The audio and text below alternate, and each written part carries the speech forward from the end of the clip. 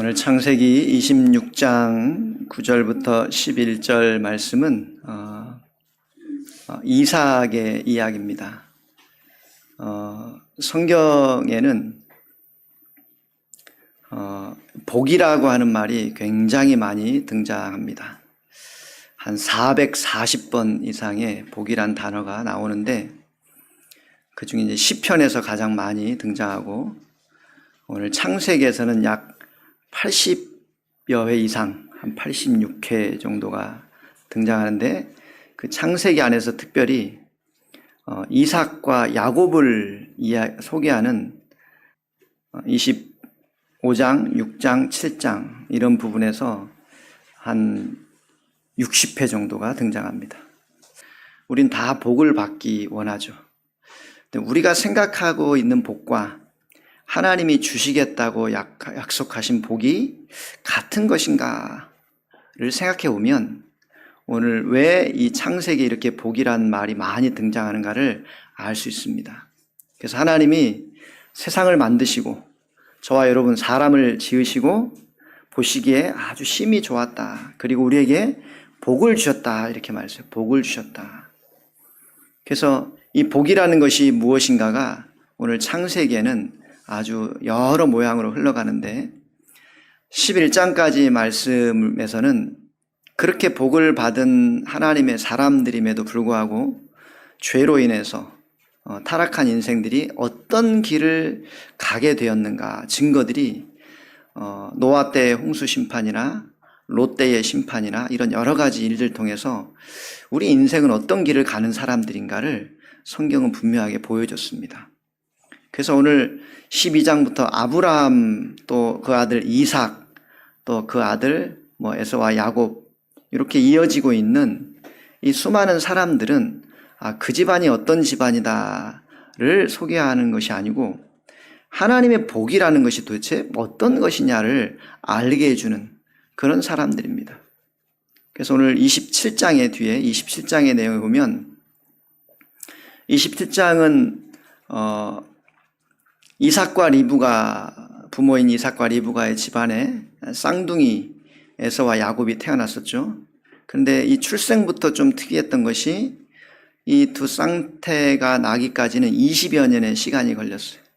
그러니까 20여 년 동안 자식이 없다가 20여 년 만에 주신 자식이 쌍둥이인데 뱃속에 있을 때부터 이 둘은 얼마나 싸워대는지.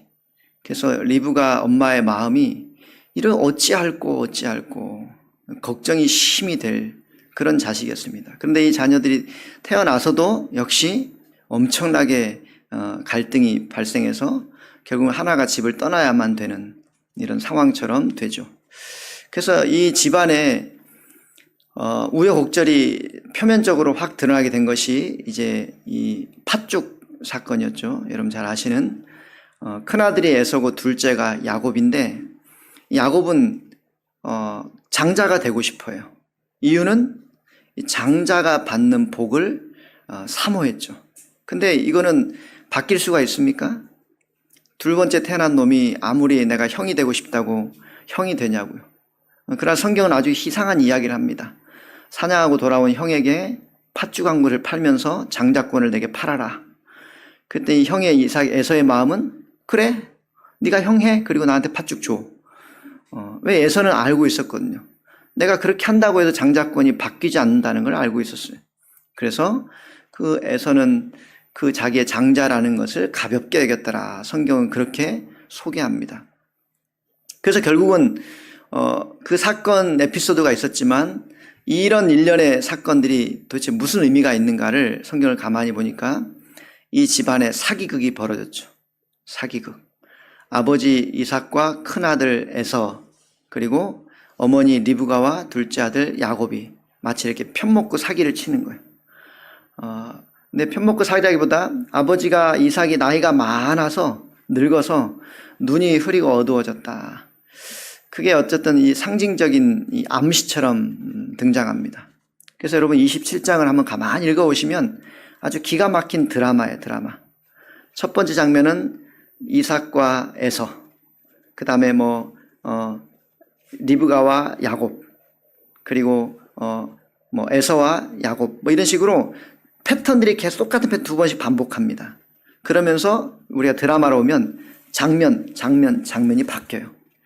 둘이 대화하고 또 둘이 대화하고 이러면서 스토리가 전개가 되는데, 표면적으로는 이삭이 장자 큰아들이니까 에서한테 복을 주겠다라고 하는 것이었고, 또 뒤에서는 엄마 리브가가 둘째가 복을 받아야 되는데 이렇게 이런 상황이 지금 벌어지고 있는 것이죠. 그래서 이 상황이 결국은 아버지가 눈이 침침하고 잘 안 보이니까 아버지를 속여서 둘째가 대신 축복을 받는 일이 결과적으로는 벌어지게 됩니다. 뭐 우리가 볼 때는 그게 무슨 큰 일이나 될 것인가. 그리고 아버지가 잘 몰라서 착각했으면 다시 빌어주면 되잖아요. 아까 큰 놈 아니었어? 내가 실수했구나. 다시 와 해서 그리고 복을 빌어주면 될 텐데, 여러분 다 읽어보시면 되겠지만 이 이삭은 그때 굉장히 큰 충격을 받습니다. 내가 에서가 아닌 야곱에게 복을 빌어줬다는 거.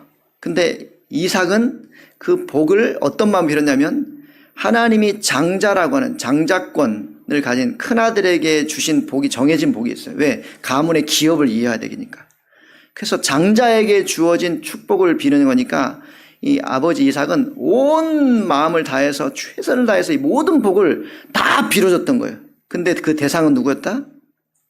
둘째 아들 야곱이었다는 거예요.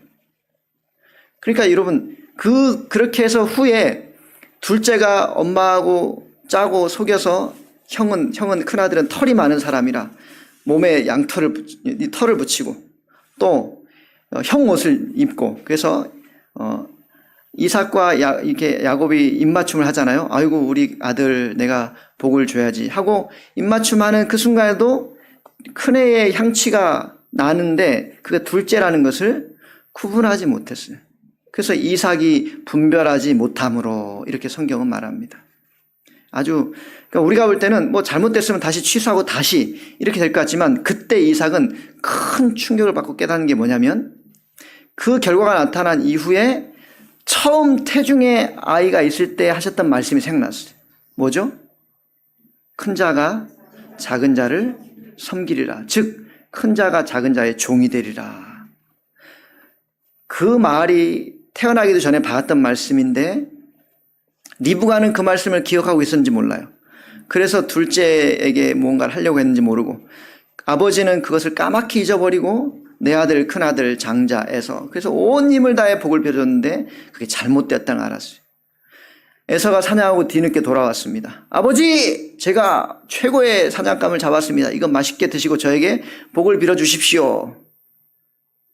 뭔 얘기냐? 아까 난 다 했는데? 아버지, 저 지금 왔는데요? 나 아까 맛있게 먹고 복을 다 빌어줬다.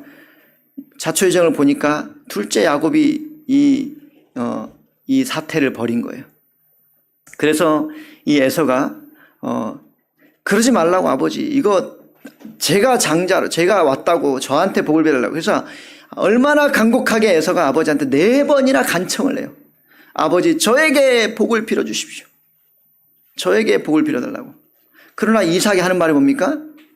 이삭이 복을 빌어줍니다. 근데 그 내용은 아까 야곱에 빌었던 그의 복이에요.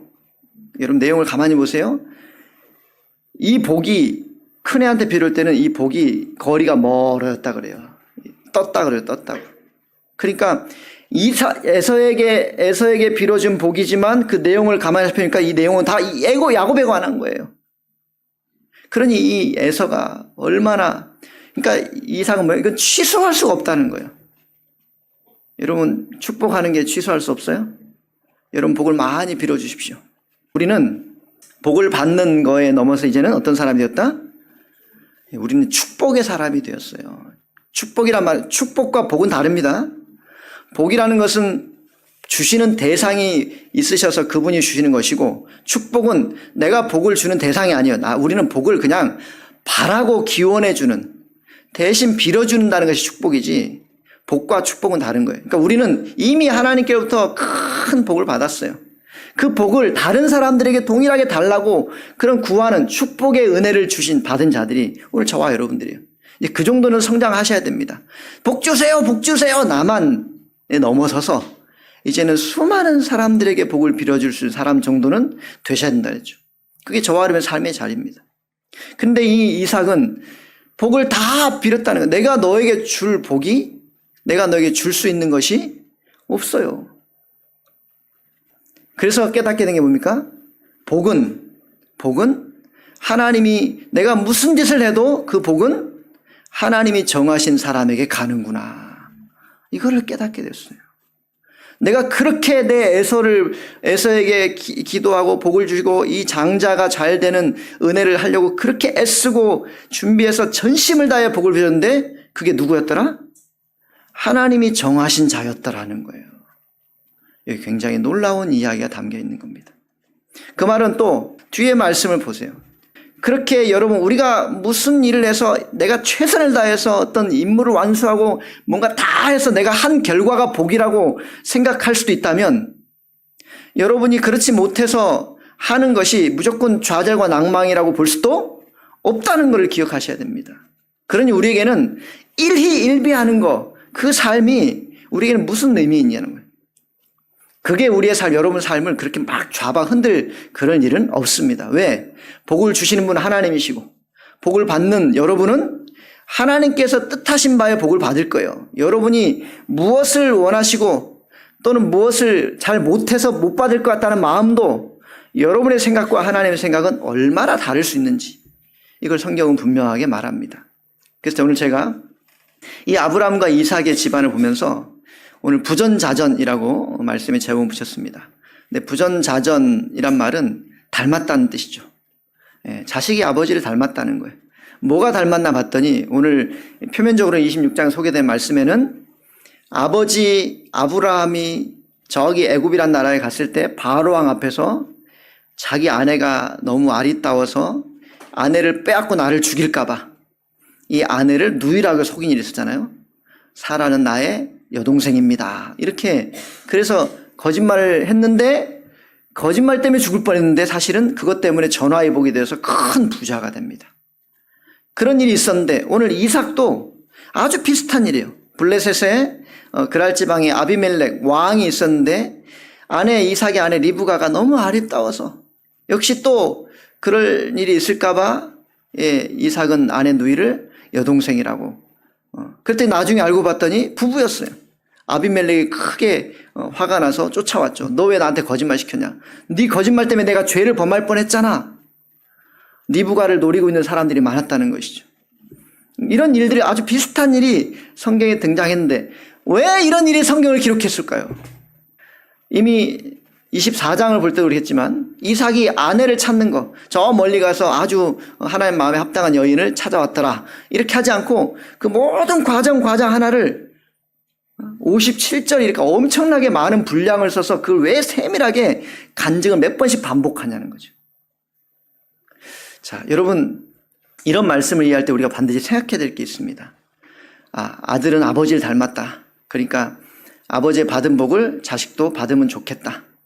그러면 부전자전이란 말은 꼭 좋은 의미만 있지는 않잖아요. 이 모습을 안 닮았으면 좋겠는데 여러분 자식들을 닮아요 안 닮아요? 충격 받습니까 안 받습니까?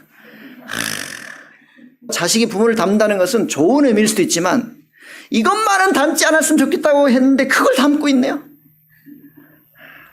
속이 터진 일들이 많죠.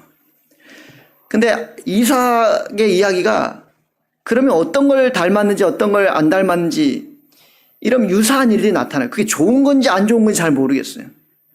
그런데 성경은 그 증거를 이렇게 소개합니다. 여러분 26장 성경 폈으니까 26장 뒤에 보시면 2절 4절 보시면 뭐라 하냐면 여호와께서 이삭에게 나타나 이르시되 애굽으로 내려가지 말고 내가 내게 지시하는 땅에 거주하라. 이 땅에 거류하면 내가 너와 함께 있어 내게 복을 주고 내가 이 모든 땅을 너와 네 자손에게 주리라. 내가 네 아버지 아브라함에게 맹세한 것을 이루며 이렇게 말해요. 자, 여러분 비슷한 게 많죠? 이삭도 어떻게 했죠? 아브라함도 창세기 12장에 갈대아우르에서 하라는 것처럼 올 때도 너는 네 친척 본토 아비집을 떠나서 내가 내게 지시할 땅, 내가 내게 그런 땅으로 가라 하신 말씀처럼 이삭에게도 가라 마라를 말씀하세요. 그런데 그 안에 내가 너와 함께 있어 너가 복을 줄 텐데 네 아버지 아브라함에게 맹세한 것을 이룰 것이라 그래요. 그러니까 이삭 너에게 복을 주지만 이 이삭이 복을 받는 이유는 누구 때문이라고요? 아버지 아브라함 때문이라는 거예요. 자, 그래서 그 뒤에 나온 말씀이 하늘의 별과 바다의 모래 같은 이런 수많은 자손과 번성하고 창대하는 복을 주겠다는 거예요. 여러분 좋아요 안 좋아요? 근데 누굴 보고 준다고요? 예, 여러분 보고 주신 게 아니라 여러분 아버지를 보고 준다고요. 오늘 이삭에게는 이삭 너 때문이 아니고 네 아버지 아브라함 때문에 내가 보고 준다. 그 이유를 또 설명하는데 26장 5절 이는 같이 읽을까요? 시작. 이는 아브라함이 내 말을 순종하고 내 명령과 내 계명과 내 율례와 내 법도를 지켰음이라 하시니라. 아브라함이 말을 잘 들었대요. 순종했대요. 언제요? 언제 순종했어요? 여러분 이 말씀을 잘 보셔야 됩니다. 아브라함 때문에 복을 주시는데 아브라함이 순종을 잘했대요. 또 24절에도 보면 26장 24절 같이 읽읍시다. 시작. 그 밤에 여호와께서 그에게 나타나 이르시되 나는 네 아버지 아브라함의 하나님이니 두려워하지 말라. 내 종 아브라함을 위하여 내가 너와 함께 있어 내게 복을 주어 내 자손이 번성하게 하리라 하시니라. 역시 마찬가지 누구 때문에? 아브라함 때문이라는 거예요. 그러니까 지금 이삭은 자신이 받은 복이 자기가 뭘 잘해서 그런 게 아니고 아버지 때문에 내가 복을 받는다는 거예요. 그런데 사실 이런 우리가 지금 아브라함 12장 쫙 봤지만 아브라함이 하나님께서 나를 어떻게 여기시는지를 알게 되는 어떤 중간중간 사건이 있었을 뿐이지 사실 아브라함은 그렇게 무슨 뛰어나거나 특출하거나 정말 이 사람이 뭘 알고 순종했거나 이런 흔적이 별로 없는 사람이에요. 12장 시작해서 갈대아우르 하란 거쳐서 내려왔고 그 다음에 15장의 6절에 아브라함이 하나님을 믿으니 라고 믿음이란 말 처음 15장에 언급한단 말이에요. 그리고 역시 믿었지만 역시 말도 안 듣고 엘리에셀입니까? 하갈입니까? 이스마엘 나와가지고 이길 종 삼을까요? 자녀를 될까요? 하는 일들이 그렇게 하나님께서 말씀하신 대로 딱딱딱 된다기보다 영 어설프고 가지 말라 가라 묻지도 않고 그냥 지 마음대로 가기도 하고 또 지 마음대로 롯을 찾아온다고 막 전쟁터 뛰어들어가지고 하는 걸 하나님이 다 구원해 주시고 이렇게 아브라함 인생은 사실 순종했다 지켰다 이렇게 보기에는 인생이 너무 그렇게 맞지 않아요. 근데 왜 하나님이 이렇게 말씀하셨을까 생각하셔야 돼요. 그래서 여러분 제가 우리 중고등부 친구들 아침에 가면서 그 얘기를 잠깐 했어요. 여러분 성경을 이해하시고 여러분 삶을 바라보시는 관점을 잘 살피셔야 됩니다. 우리가 국어 시간에 학교 다닐 때 국어 시간에 이런 걸 배워요. 어떤 글을 읽으면 이 글 안에 등장하고 있는 주인공이 있어요. 주인공. 그래서 주인공이 무슨 말 하는지 어떤 말을 왜 그렇게 하는지 이렇게 소개해야 되죠. 그래서 주인공의 입장에서 그 상황을 살피는 것을 1인칭 주인공 시점 이렇게 말해요. 1인칭 주인공 시점. 근데 주인공은 아닌데 그 속에 같이 있어서 이 주인공의 모습을 대화하고 살피는 이 옆에 있는 사람이 있어요. 이 사람이 이 주인공을 바라면서 느는 마음은 뭐예요? 1인칭 관찰자 시점이에요. 그 안에 주인공이 있지만 그 모습을 관찰하고 있는 또 다른 사람이 있어요.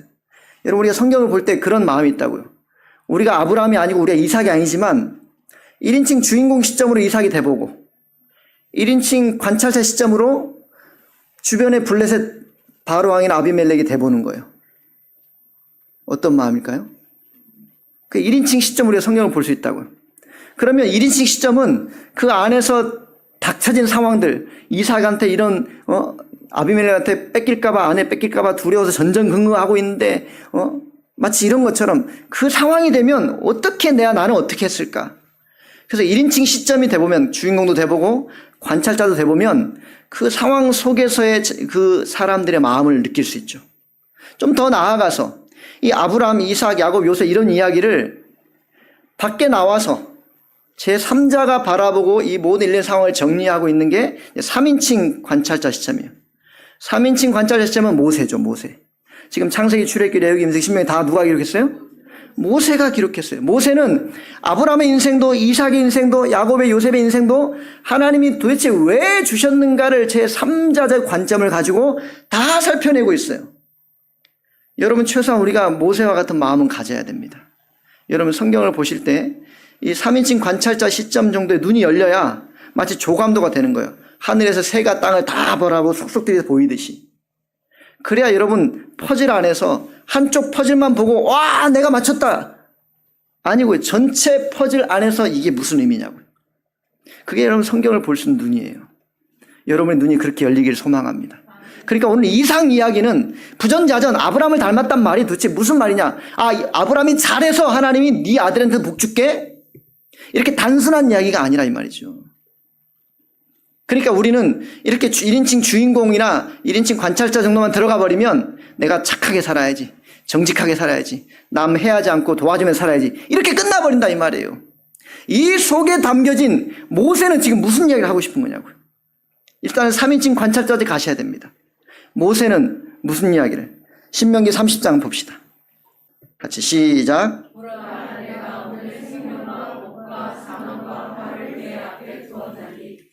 내가 오늘 내게 명령하여 내 하나님 여호와를 사랑하고 그 모든 일을 행하며 그의 명령과 규례와 법도를 지켜야 하는 것이라. 그리하면 내가 생존하며 번성할 것이요 또 내 하나님 여호와께서 내가 가서 차지할 땅에서 내게 복을 주실 것이라. 네, 똑같이 말씀하죠. 명령과 규례와 법도를 아브라함 지켰다 그랬는데 신명기 모세가 이 하는 말 속에서 명령과 규례와 법도를 지키라, 마치 명령처럼 똑같이 말해요. 그러면 이 모세의 신명기 30장 말씀은 모세의 유언 같은 말씀이에요. 유언 같은.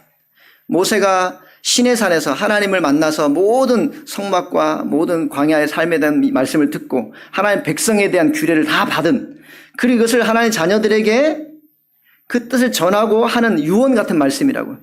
그래서 너희들이 똑바로 지켜라. 뒤에 말씀 보면 그리하면, 그러니까 순종하여 지키면 복을 받고 안 지키면 벌 받는다, 이런 말씀처럼 다가온다고 성경을. 그러면 우리는 당연히 1인칭 시점 보면 지키면 복 받고 안 지면 벌 받는다. 정당해요, 안 정당해요? 정당하죠. 여러분 그렇게 사시잖아요. 내가 말 잘 들으면 복이 될 것 같고, 말 안 들고 내 마음대로 살면 좀 걱정스럽고, 그렇습니까 안 그렇습니까? 그러니까 여러분이 1인칭 시점으로만 사시면 인생이 항상 1위1비예요. 내가 조금 상태가 좋은 것 같으면 기도도 좀 하고 예배도 잘 드리고 상태가 좋은 것 같으면 뭔가 좀 안심을 하고, 뭔가 하루 농땡이 펴서 주일날 예배를 빠지면 불안해서 못 살아요. 혹시 가다가 사고 날까?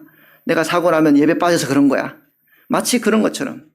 근데 여러분 이것을 3인칭 관찰자 시점, 즉 모세가 아브라함 이상 이야기를 하는 것처럼 보시라 이 말이에요. 그러면 무슨 얘기하냐? 이 속에 하나님의 구원의 메시지를 담으셨다는 거예요. 방금 읽은 말씀 앞에 11절부터 14절. 네, 같이 읽어봅시다. 시작.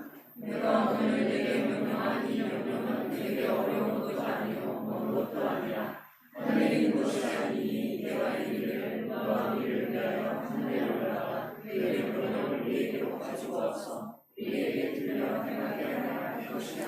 아멘. 뒤에 있지 말고 여기까지 봅시다.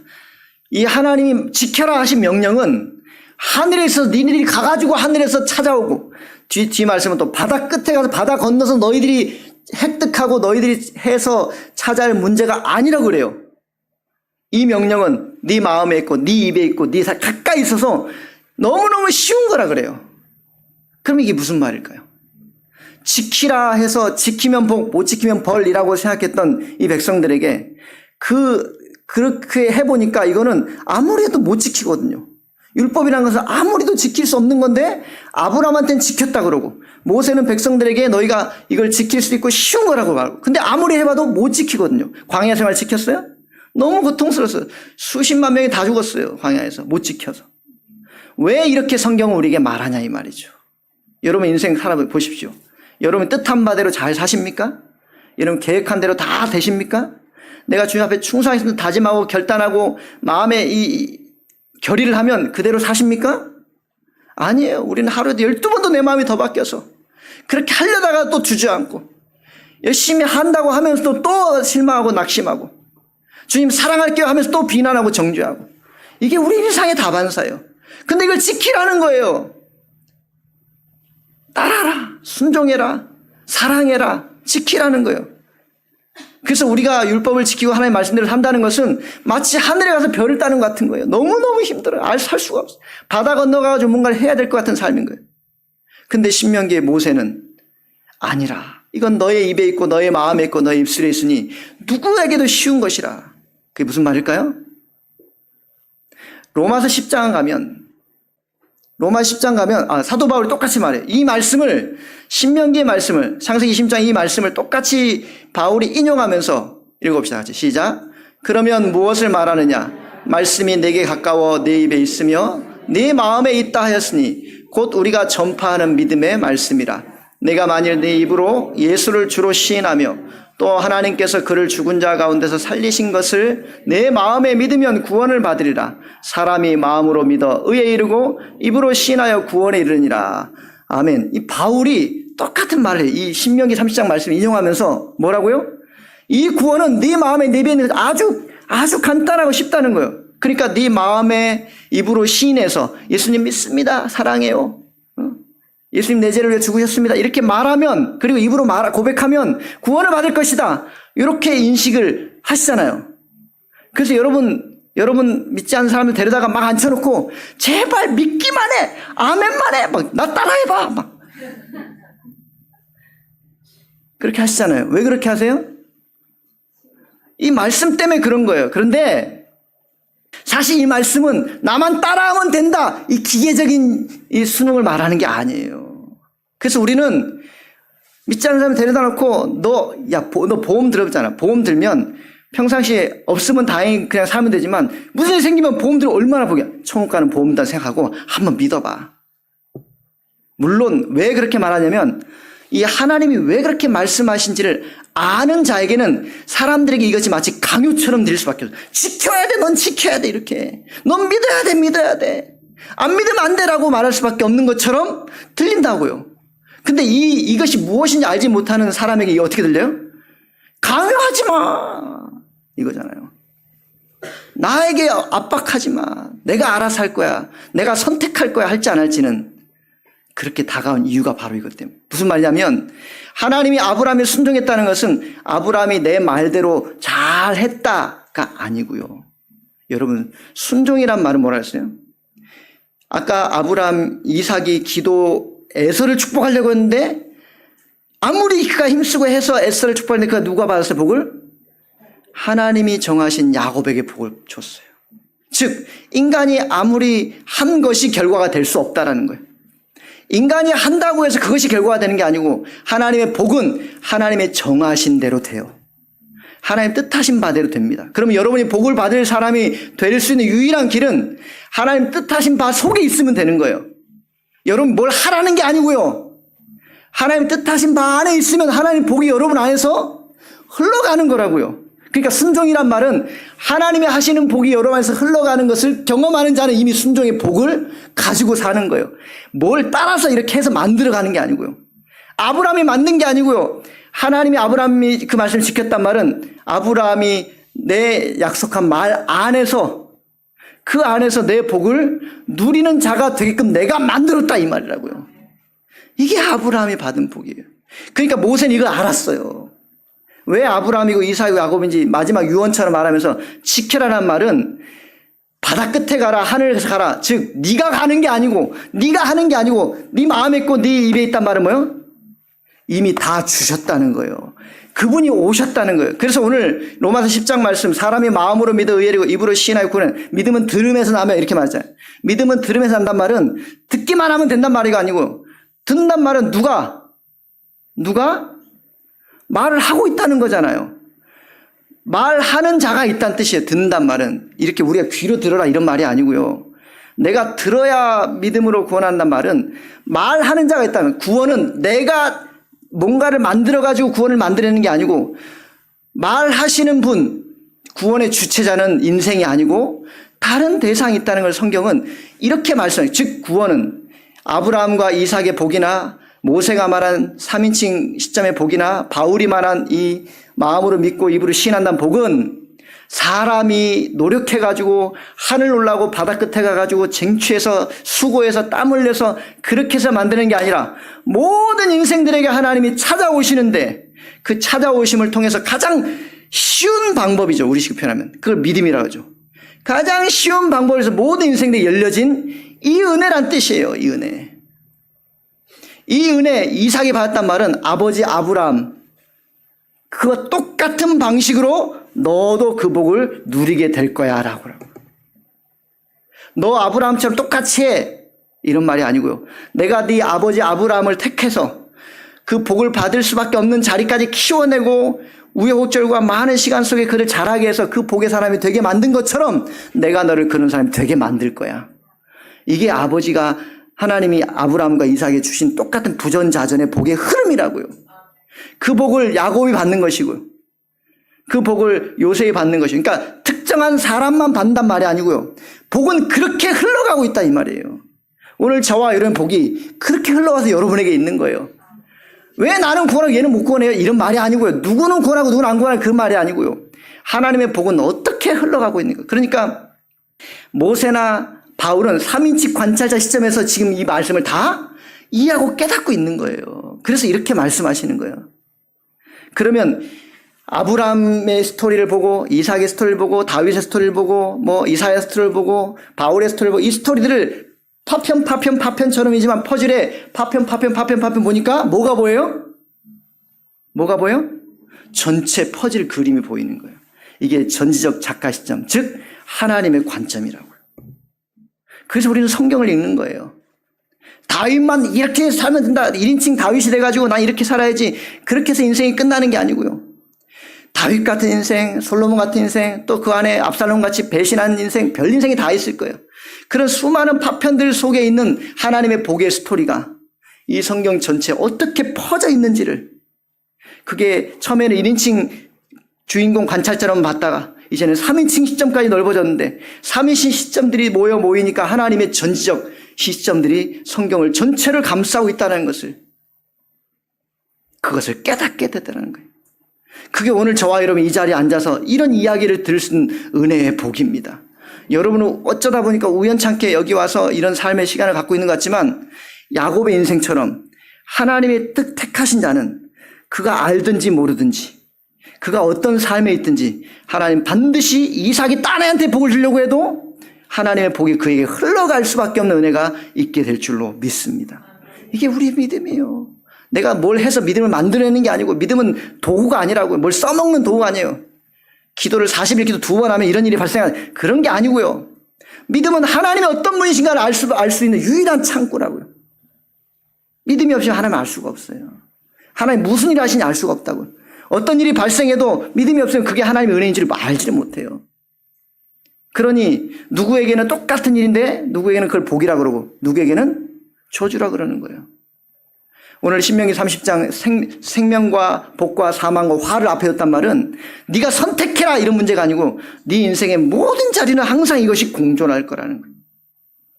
네가 하나님의 은혜에, 입의 말씀에 모든 은혜를 받은 자면 이 모든 것이 보일 거, 살 거예요. 하나님은 위기마저도 어떻게 하신다? 위기마저도 관리하신다. 복의 사람은, 여러분 우리 인생들 겪을 때는 우리는 내가 1인칭 주인공이니까 내 삶에 살던 마음에 안 드는 일이 많이 발생해요. 생각적인 일이 발생해요. 1인칭 내 시점으로는 이건 없었으면 좋겠을 일이에요. 근데 3인칭 전적 작가 시점 하나님 관점 보면 그걸 누가 주신 거예요? 내가 볼 때는 이게 위기인데 이게 없었으면 좋겠지만 그걸 누가 주신 거라고요? 이 모든 작가 되시는, 모든 것의 연출자 되시는 하나님 관점에 내가 너에게 준 거라는 거예요. 그 위기도. 그러니 너에게 이게 시험같이 다가올 수 있지만, 우리 아브라함 시험처럼 내가 너에게 줬다는 걸 아는 자는 그것을 하나님이 내게 이렇게 하시려고 행하신가를 깨닫는 자가 된다 이거죠. 그러니 삶의 지경이 얼마나 풍성해지겠냐고요. 나한테 좋은 것만 복이라 그러고 나한테 싫은 거는 거들떠도 안 보려고 하는 인생에서 내 인생에 어떤 일이든지 내가 마주하고 대하고 살아가겠습니다. 이 마음을 주의 말씀 앞에 내 입에 시인하며 고백하는 삶 앞에, 마음으로 믿고 시인하는 그 삶 앞에 이 삶을 살겠노라고 고백하는 말씀이라고요. 그러니까 여러분 한 가지 오해는 로마 10장의 사도 바울이 마음으로 말하고 마음으로 고백하고 입으로 말하면 구원받아, 이 말은 그렇게 하면 구원받는단 말이 아니고요. 하나님의 귀한 자녀는 늘 그 입술의 말과 그 고백을 통해서 그 은혜가 어떻게 들려지고 있다는 걸 아는 자가 된다는 거라고요. 그걸 법으로 자꾸 생각해가지고 그렇게 하면 따라해봐 아멘 어떻게 확인할 수 있냐고. 그거를 그만큼 우리는 커져야 됩니다. 이 시점이 1인칭으로만 살던 시점에서 이제는 3인칭도, 그래서 모세 같은 사람이 창세기, 출애굽기, 레위기, 민수기, 신명기 원래 한 권의 책이에요. 이 엄청난 이야기를 이스라엘 백성들에게 하고 있는 거예요. 내 백성 이스라엘 백성들, 너희는 누구냐면 이 아브라함과 이삭, 야곱, 이는 하나님이 택하셔서 구원에 이르신 백성들이 삶을 너로 말미암아 모든 민족이 구원을 받게 하시는 그 시작이 되었던 그 사람, 그 조상의 후손이 바로 너희들이야. 너희가 복을 받는단 말은 너희들이 잘 된다, 부자한단 말보다 더 큰 너희 때문에 네 이웃이, 내 주변이, 내 옆에 사람이 잘 될 거야. 그게 진짜 너희의 복이라는 정체성을 소개해 주는 거라고.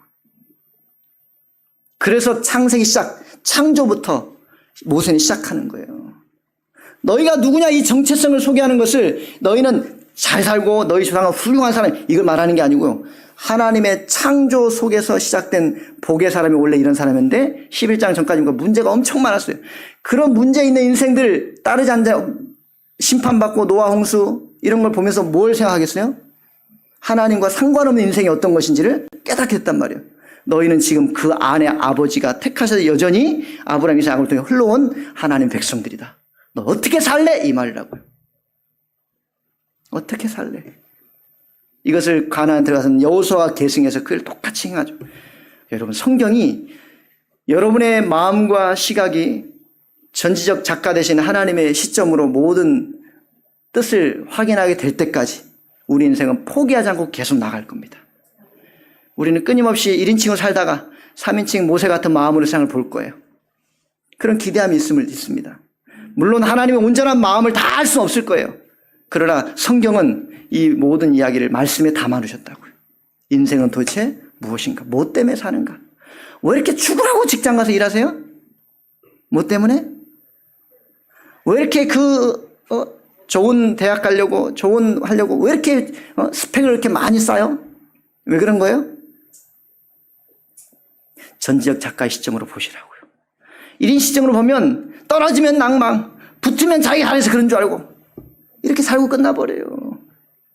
하나님이 여러분 인생 가운데 왜 그런 사람을 붙여줬고, 왜 그런 일들을 만나게 하셨고, 왜 그런 일을 겪어야 내 인생의 삶이 복이 된다는 것을, 왜 아브라함, 이삭 그 위기가 복이 되냐고요.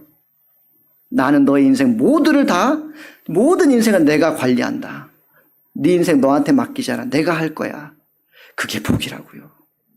여러분, 이 말씀이 들려지는 순간부터 여러분은 정말 복의 은혜가 넘치게 될 줄 믿습니다. 그게 복이라고. 이를 알지 못한 사람은 뭐야? 치성을 드리죠. 내가 오늘 새벽에 4시라서 새벽에 그 우물에서 물 떠다가 한 빌었다. 그래? 그럼 난 3시. 그게 기독교냐고요. 아니에요, 여러분. 여러분의 치성이 뭘 결정하는 게 아니에요. 내가 얼마나 노력하고 하면 그 삶의 결과를 이뤄낼 것인가, 이 문제가 아닌 것을 여러분 꼭 기억하셔야 됩니다. 하나님의 사랑은 그렇게 작지 않으세요. 천지를 만드신 분이, 여러분을 가장 힘이 좋았다라고 말씀하시고 부르신 분이 어떻게 여러분 인생을 하실 기대하십시오. 앞으로 여러분 인생이 어떻게 될지 기대하시라고요. 어디를 보내시건 왜 보내시는 기대하시라고요. 누구를 만나게 하시건 왜 만나게 하시는지 기대하시라고. 왜? 그거 하나님이 전지적 작가시로 다 연출하신 내용들이거든요. 말씀을 보시면서 그 은혜를 꼭 만날 수 있기 바랍니다. 그게 오늘 이삭이 부전자전, 아브라함처럼 하신다고요? 이 복이라고요. 이삭처럼 하신다고요? 이 복이라고. 여러분 인생이 아브라함처럼 이삭처럼 그렇게 복의 사람이 된 줄 믿습니다. 비슷하게 흉내내면 된다는 말이 아니고요. 그렇게 하시는 하나님이 누구시냐고요. 그것을 꼭 마음에 기억하셔서 어떤 삶을 만나시든 위기마저도 관리하신 하나님, 내게 그렇게 복을 주신 하나님, 여러분 통해서 여러분 자녀들도, 여러분 통해서 여러분 이웃들도 너로 말미암아 복을 받는 하나님의 복이 여러분들 흘러가는 이 기쁨의 놀라운 삶이 될 수 있기를 예수님의 이름으로 축원합니다.